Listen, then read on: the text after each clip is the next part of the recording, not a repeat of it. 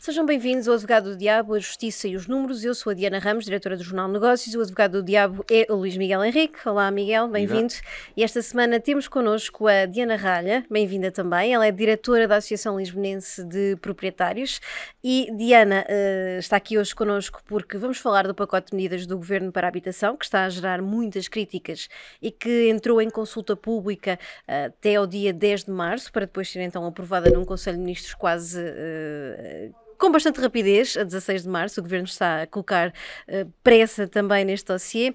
Este pacote mais habitação tem por objetivo, segundo o Governo, querer resolver o problema da falta de casas a preços e rendas acessíveis e apresenta cerca de 25 medidas que muitos estão a ver como uma entrada do Estado no mercado puro e duro, no mercado habitacional.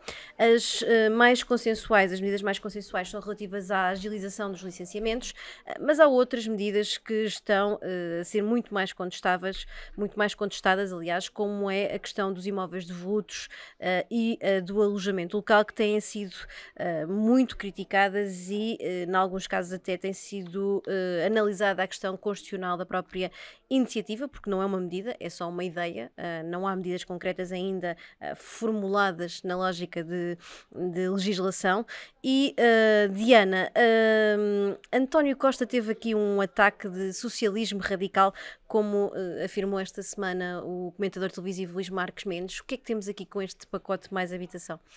Olá, obrigada pelo convite. Bom, António Costa, são 37 medidas, é que o Governo vai-nos surpreendendo agora com novos PowerPoints muito vagos, pretende-nos que façamos uma resposta a uma consulta pública turbo, a um resumozinho que nos apresenta, que são basicamente tópicos, e António Costa, eu nem acho que seja um ataque de radicalismo socialista, até porque isto, para a minha geração, eu represento uma nova geração de proprietários. Eu sou neta de proprietário, eu sou filha de proprietário, eu sou herdeira de congelamento de rendas, que a Diana também não falou sobre essa questão, que também está na habitação. Agora, que também está neste pacote, está mascarada e foi muito bem mascarada por estas bombas que António Costa decidiu anunciar neste pacote que apresentou. E eu diria que, acima de tudo, António Costa teve muita falta de bom senso, teve muito pouca estratégia e atuou como um bombista da habitação. Então António Costa não vai conseguir mais habitação, António Costa não vai conseguir preços mais baixos da habitação. Aliás, qualquer agregado familiar que neste momento esteja à procura de uma casa de arrendamento já se está a deparar com este fenómeno. Os proprietários retiraram todas as casas que tinham no mercado. Já por efeito deste anúncio das medidas. E nós na Associação Lisbonense de Proprietários temos esses ecos. Estão assustados, estão em pânico. Há imensas medidas que provocam e suscitam imensas dúvidas e muito receio, nomeadamente, será que vai haver para o próximo ano congelamento de rendas, dos aumentos de rendas? Porque António Costa diz que então, para o próximo ano, para combater a especulação, não vamos poder aumentar mais do que 3,43%, mais 2%. Há mas aqui um teto à fixação de rendas de novos contratos. Exatamente, não sabemos bem se nas rendas que têm valores que não são ajustados ao mercado ou que não estão com as medianas do arrendamento acessível, se esses valores podem ser superiores. E, portanto, o que está a acontecer automaticamente? Temos proprietários a aumentarem ficticiamente as rendas, que é para o próximo ano poderem ter valores mais ajustados ao valor do mercado. Porque nós não vivemos, Diana, desculpe-me só acabar, força. nós vivemos num país de faz de conta. Neste momento, António Costa está-nos a querer vender uma narrativa de que isto é um país de rendas de 2.000 euros. E isto não é um país de rendas de 2.000 euros. Os censos de 2021, os resultados definitivos foram conhecidos há pouco mais de 3 meses. O INE ainda há 10 dias fez uma grande apresentação, que o Negócios também deu conta, sobre o retrato da habitação em Portugal. E 60% das rendas em Portugal estão até aos 300 euros. Há mais rendas até aos 50 euros do que há rendas acima dos 650 euros. Portanto, António Costa faz aqui uma manobra de diversão muito grande. Não anuncia nada que o Estado vai fazer, anuncia 2 terrenozinhos.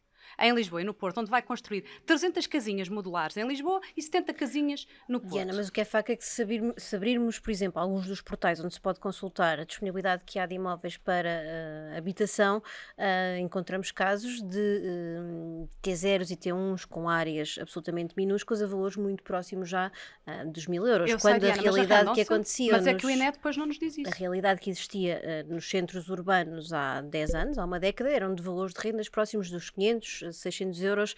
Era o mercado de então, certamente. A questão aqui é que já não é só uma questão de Lisboa, é uma questão que já se alastrou a toda a área metropolitana de Lisboa.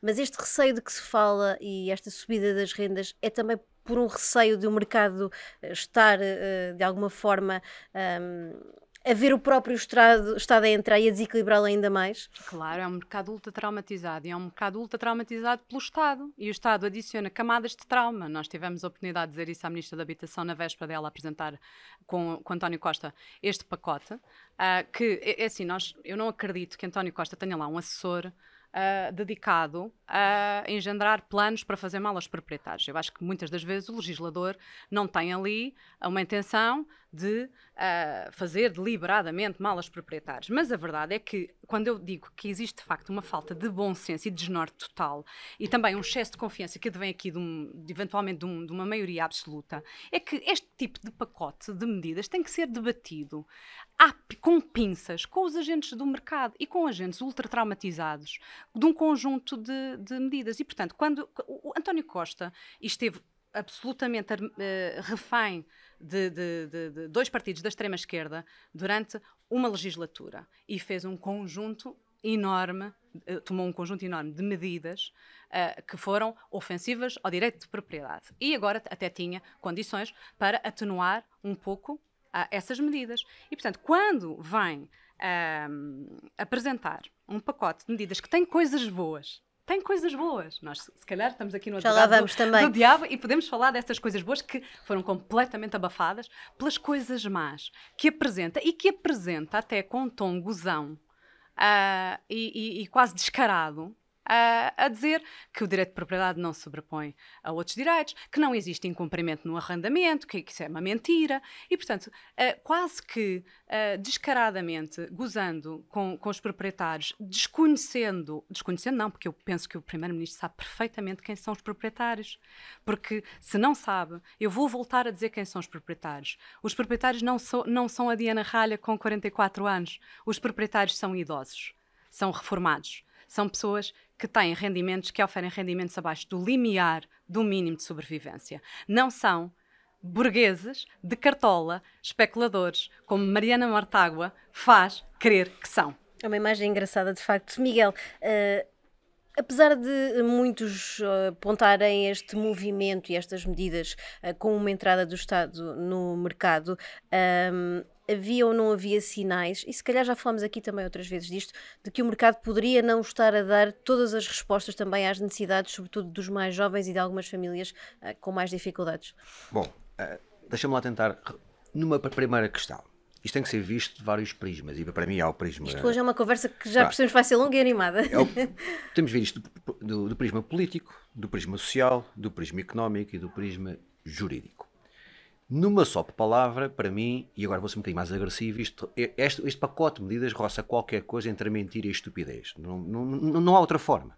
E só é possível mostrar isso porque há aqui uma palavra e no timing do aparecimento. Estas medidas não são alheias às sondagens que dão pela primeira vez, mesmo pela primeira vez em muitos anos, em que a direita, no seu global, se sobrepõe à esquerda, e isso assustou o António Costa, o governo e o PS. Portanto, resumindo, a partir do momento em que alguém se sente acossado, apesar da sua maioria parlamentar, o que se facto é que, do ponto de vista da aprovação, os erros têm sido tantos, os escândalos têm sido tantos, que de repente é a fuga para a frente. E a fuga para a frente, eu vou voltar a repetir, porque eu sei que a frase é forte, mas roça qualquer coisa entre a estupidez e a mentira. Depois temos que ver isto, do ponto de vista político, é a sobrevivência. E do ponto de vista social, há aqui também duas ou três coisas que estão erradas. Eu nasci em Lisboa, no bairro da Estefânia. Eu fui criado e fiz toda a minha juventude em Lisboa. Quando fui pai e chefe de família, com 31 anos de idade, não tive condições para ficar a morar em Lisboa. E fui morar para um concelho limítrofe de Lisboa. Portanto, esta questão dos jovens acharem que têm o direito a morar em Lisboa porque lá nasceram, não é automático. Com todo o respeito, não é automático.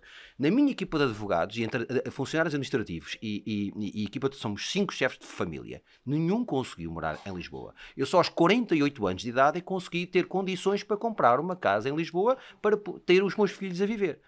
Isto para dizer que há um conjunto de situações, mesmo do ponto de vista social, que também tem que ser, de alguma forma, é politicamente incorreto dizer isto, mas esta é a verdade. Vamos lá à questão económica, que para mim é questão de raiz. Porquê é que as pessoas e os jovens não têm condições para fazer face? Porque o país não cresce, porque o país não cria riqueza. Como não cria riqueza, o Estado parece que resolve tudo. Quando o Estado anda a subsidiar a renda, somos nós todos a pagar mais do mesmo. Por isso é que o endividamento está como está, décadas a fio. Quando tu não cresces, quando tu não crias valor, e são as empresas e os cidadãos que os criam, isso cria um problema que, na base disto tudo, chama-se a uma coisa, que nós nas nossas casas sabemos, falta dinheiro. Para fazeres dinheiro, tens que ter riqueza, tens que saber criar. E não é o Estado que a cria. Normalmente só a estraga. Vamos lá às questões jurídicas. Mas é um problema também que não já se falámos da política, já falamos do sabemos. social, já falamos de económica, agora vamos à parte jurídica. Isto é um PowerPoint, ainda não é um diploma.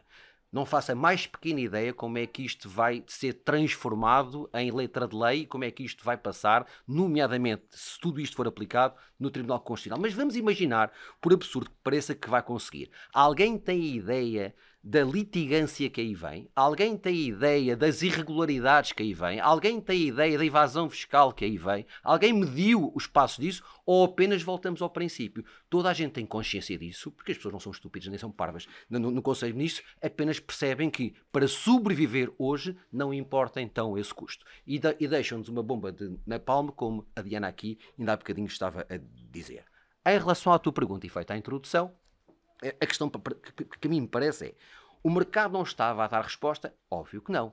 Mas passar o ónus daquilo que é as obrigações... E porquê é que o Estado não consegue ter uma política de habitação nos últimos 20 ou 30 anos? Porque não teve dinheiro para o fazer. E de repente, ao final de 30 anos, há aqui um soundbite, há aqui um tema que aquece... E de repente parece que esqueceram todos os últimos meses de escândalos que se passou. O que é facto é que a comunicação social nesta semana não fala rigorosamente mais nada do que este plano. Pelo menos consegue-se concentrar aqui e paz, de forma esperta, de forma, não vou dizer inteligente, porque isso que carece de um outro racional, passa o ónus para uma parte da população, para uma parte dos cidadãos ou das empresas, como se fossem eles os culpados de tudo isto dos últimos 30 anos.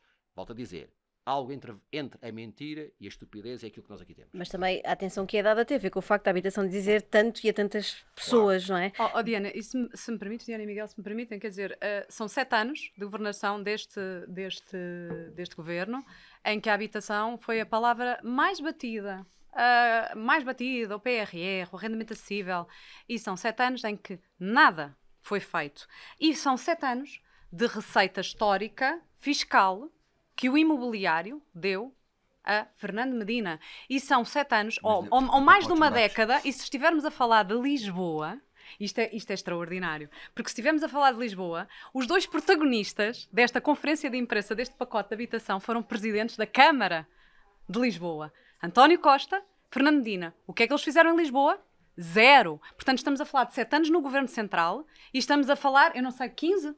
Em Lisboa, nos últimos 15 anos 0. Do PS em Lisboa. Portanto, temos os protagonistas que estiveram à frente tanto da cidade como do país na última década e meia e que nada resolveram. E eles vão ficar recordados para a história, não é para a história dos senhorios. Isso é que é muito importante, porque os senhorios os senhorios têm sempre a escapatória. Os senhorios têm os seus imóveis, porque este governo não apresentou no pacote de medidas nenhumas restrições para a venda. Portanto, os senhorios agarram nos seus imóveis e vendem-nos. E há bitcoins, há um conjunto de enormes investimentos que podem fazer. Vão ficar lembrados para a história de uma geração que ficou hipotecada e que não teve quaisquer soluções. Não vai resolver nada, só vai criar mais problemas. Vamos aqui a alguma das medidas também para podermos perceber com detalhe aquilo que estamos a falar, porque já olhámos para o pacote em termos gerais e não olhámos para nenhuma das medidas em concreto. Diana, o Governo, e o Miguel falou aqui há pouco da questão da litigância, promete a dada altura, neste conjunto de medidas, assumir a responsabilidade em caso de incumprimento dos inquilinos em contratos de arrendamento que já existam. Há quem veja isto também como um ponto pernicioso, quase um convite ao incumprimento.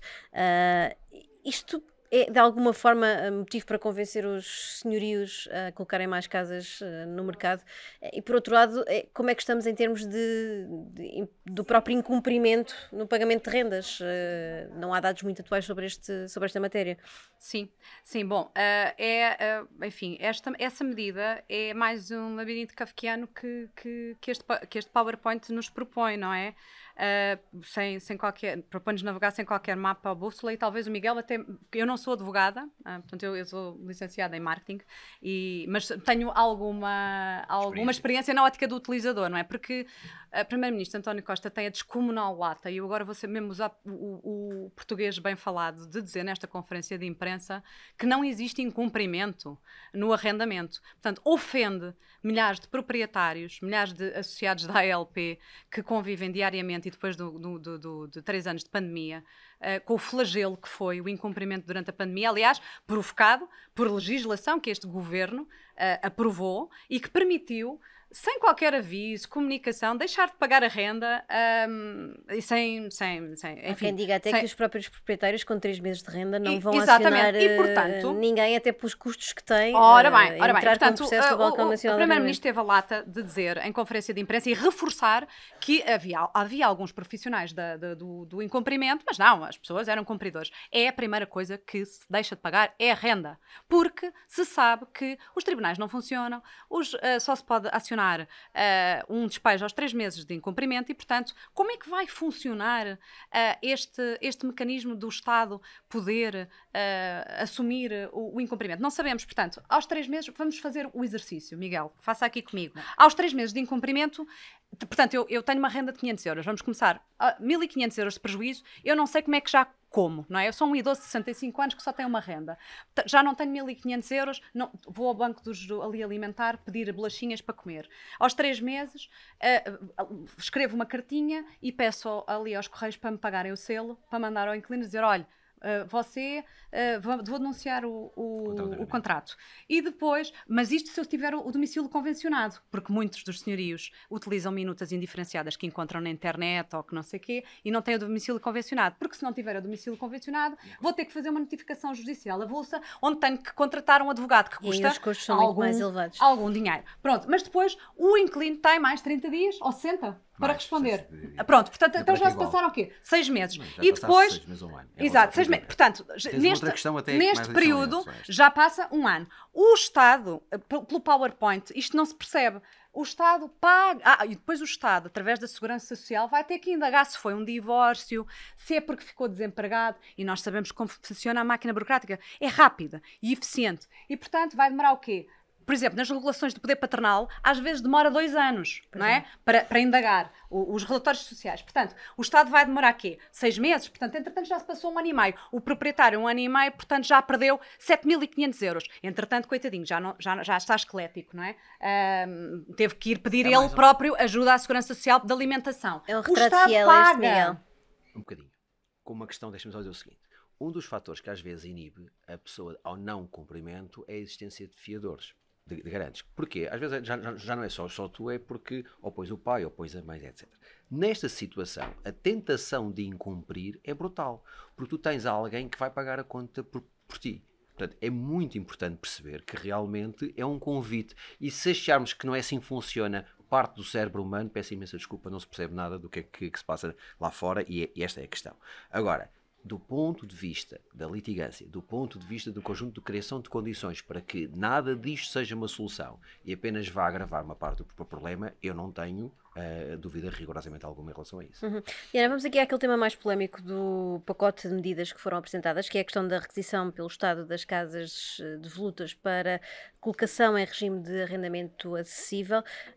O documento dá-nos pouquíssima informação sobre o que é que está aqui em causa e até sobre o que é na verdade o que pode ser ou não considerado um imóvel devoluto e que condições é que ditaram que esse imóvel estivesse ou não devoluto. Do ponto de vista dos proprietários, o que é que está aqui em causa? Existem outros modelos idênticos ou não na Europa de tomada de posse destas casas?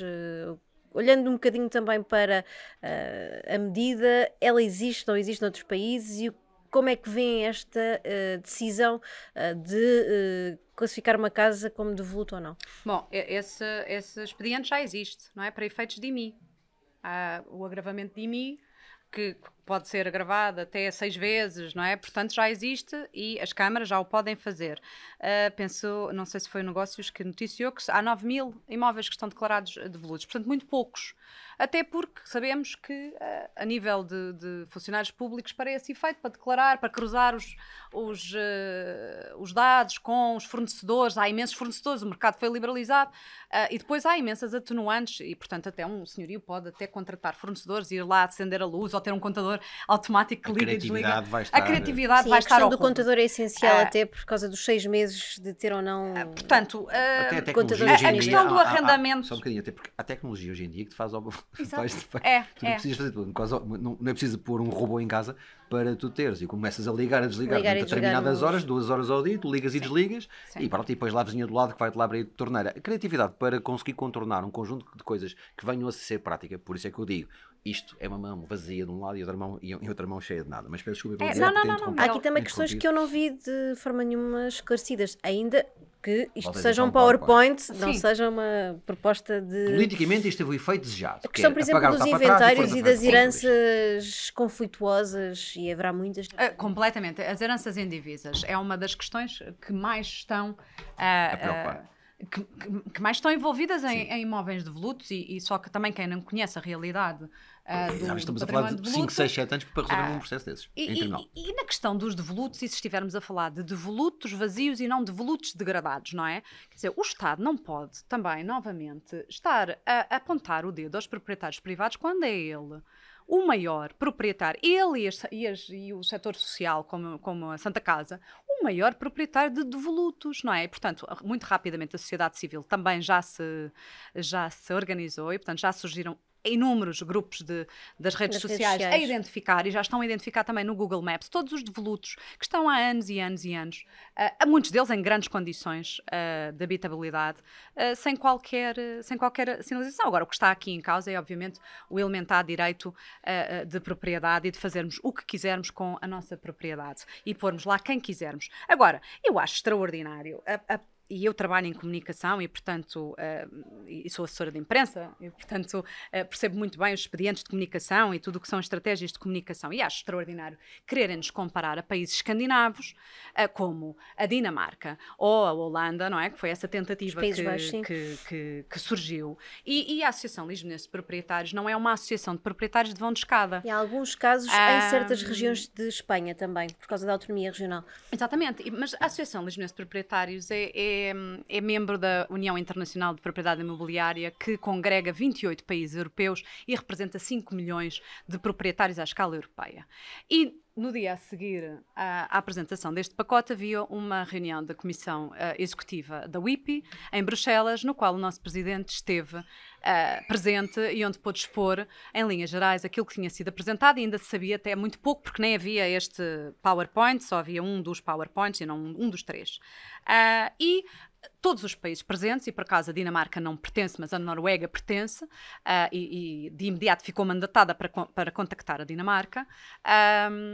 De imediato foi toda a gente sondada se havia alguma legislação que previsse, e todos os países negaram, do Comitê Executivo negaram que existia. Mas depois a ALP, em contacto com o IPI, então indagou os parceiros com mais tempo para então ver quais é que eram as realidades. E, portanto, conseguimos perceber que comparar a Dinamarca aos Países Baixos a Portugal é comparar alhos com bugalhos, porque, por exemplo, em Portugal nós temos 2% de habitação pública, quando na Dinamarca 21% é essa fatia da habitação pública que o Estado dinamarquês assegura. E na Holanda é 29% a habitação pública que a Holanda oferece à sua população. E se estivermos a falar... É ter dinheiro para fazer isto. Exatamente. E se estivermos a falar a nível do arrendamento, quanto é que representa o arrendamento no mercado habitacional da Holanda e da Dinamarca,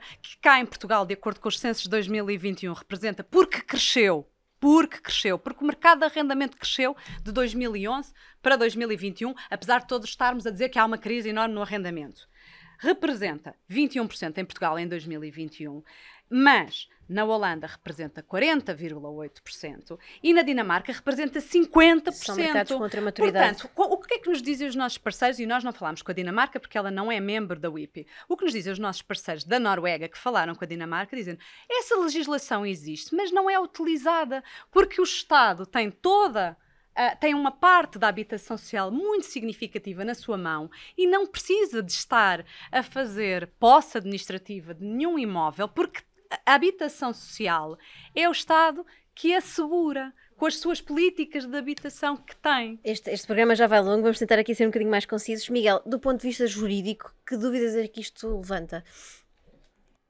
Eu ouvi a Ministra da Habitação dizer, nomeadamente, o que vai haver aqui tens confrontos de dois direitos, ok? O direito da propriedade e o de direito que eu ouvi, que é o dever de utilização do património. E este é o que vai chocar. Se tu me perguntares a minha sensibilidade, eu não tenho dúvidas em assegurar que o direito, a não ser que a gente quer outro tipo de país que não é aquele da Constituição. Agora, claramente, o direito de propriedade vai sobrepor-se ao dever de utilização de património que a Ministra, de forma rebuscada, tentou ir buscar para justificar tudo isto. Do ponto de vista jurídico, esta é a essência da questão. Mas volto a dizer, isto é a ponta do iceberg. Se nós quisermos realmente olhar para o problema, temos que olhar para baixo da linha d'água. E abaixo da linha d'água estão problemas sociais e problemas económicos. Se o país não produz riqueza, não há condições para assegurar um conjunto de serviços que tem que ser o Estado a resolver. Não podem ser os privados esbulhados daquilo que construíram para satisfazer aquilo que o Estado não conseguiu resolver. E muito rapidamente, também para fecharmos este episódio e para sermos também um pouco advogados do diabo, íamos aqui aos pontos positivos das propostas, do pacote de medidas, porque também existem. Diana, há pouco falávamos que há boas coisas. Há inclusivamente até aqui algumas isenções fiscais e algum avanço até em relação aos contratos de arrendamento de maior duração, com redução de aquilo que é a tributação dos rendimentos associados a esses mesmos imóveis. O que é que há aqui de bom também neste diploma? Ou nesta proposta de medidas para um futuro diploma? Sim, temos que de facto aqui salientar aqui alguns avanços de menor carga fiscal sobre os contratos de maior duração, mas também salientar, e há aqui uma incorporação daquilo que era uma reivindicação da ALP. Portanto, é uma vitória da ALP, mas é uma meia vitória. Portanto, porque aquilo que nós queríamos era o fim do congelamento das rendas, mas nós, no pacote que levámos de 8 medidas, na véspera destas medidas serem anunciadas, levámos uma medida transitória que era isentar as rendas congeladas de IRS e IMI. E isso está plasmado. No entanto, não chega. E hoje soubemos que, então, as rendas vão ficar congeladas para sempre. Há aqui uma ideia de congelamento permanente. E o pacote de arrendamento acessível parece-nos que não foi tornado mais atrativo. Portanto, na conferência de imprensa, o Ministro das Finanças deu a entender que haveria uma isenção de IMI, IRS e IMI, e depois o PowerPoint analisado, dá só uma isenção de IMI de 3 anos, só se fizer obras, e não se percebe muito bem porque é que é só 3 anos, porque os contratos de arrendamento acessível são de 5. Portanto, o arrendamento acessível, de mínimo de 5, o arrendamento acessível consegue atrair menos de 500 contratos, 800 contratos por ano, é um falhanço total, e o Governo, neste pacote, nada faz para o tornar atrativo, e é uma desilusão. Miguel, que outros pontos? Deixa-me só dizer mais uma questão que ainda... Eu sei que tu queres pontos positivos, mas olho muito mais... Eu não consigo dizer. Eu acho que ninguém consegue puxar por eles. São tão poucos, porque tirando isso é questão, eventualmente, de facilitar algum licenciamento, apressar um conjunto de processos ou simplificar. Ok. Há uma outra questão muito importante. Mas há aqui um claro avanço na questão fiscal Mas ela é completamente afada em relação ao resto. Aí é a parte menos credista, se calhar. Qual é que é a parte que interessa? Eu não consigo ver medidas operacionais enquanto profissional e por trabalho no mercado. Nada do ponto de vista operacional eu consigo deslocar do qual é que é o plano estratégico da coisa. E uma das questões essenciais que um governo tem que dar é criar condições para o investimento privado. E nós em particular, porque nós em tanto capital cá, investimento estrangeiro. Há uma palavra que tu precisas disto, que chama-se segurança jurídica. Isto não tivemos sempre a falar do alojamento local e do conjunto de outras iniciativas e do conjunto de investimentos, mas há uma palavra, longe, mas de facto, há uma palavra que assusta, assusta, há uma palavra que assusta quando tu te sentas, eu enquanto advogado me sento com qualquer cliente e que tem que começar a explicar-lhe e funcionar, e quando lhe mostro a insegurança jurídica, é terrível. Terrível. E esta falta de previsibilidade também. Não é impossível. Mesmo das questões fiscais. Nenhum profissional que tenha um pouco de consciência vai ser irresponsável ao ponto de não conseguir avisar o seu cliente. E era muito importante. A falta de segurança e de certeza jurídica é terrível no para meio um de longo prazo. investidor, era muito importante Para o governo fechar, ter clarificado se vai novamente limitar os aumentos em 2023. A inflação está altíssima ainda. Era muito importante dizer em 2023, em 2024. Em 2024 vamos outra vez fazer tábua rasa do que está no Código Civil e não há aumentos pelo coeficiente do INE. Era muito importante terem clarificado porque as margens dos investidores são negociadas, dos fundos imobiliários são negociadas ao milímetro e essa confiança de que falavas, Não tem, Miguel, isso é fundamental. era essencial. No longo prazo é assassina de qualquer investimento. E o que sabemos também é que há tanta e tanta coisa para esclarecer neste PowerPoint e neste pacote de medidas. E 10 de março é já amanhã. É já. É muito difícil fazer uma consulta pública de facto nestes termos. Muito bem, está assim encerrado mais um videocast do Advogado do Diabo, a Justiça e os Números. Obrigada, Diana Ralha, por ter participado também e por ter juntado a nós neste aceso debate sobre a habitação e obrigada, Miguel, por mais uma análise. Obrigado. Até para a semana.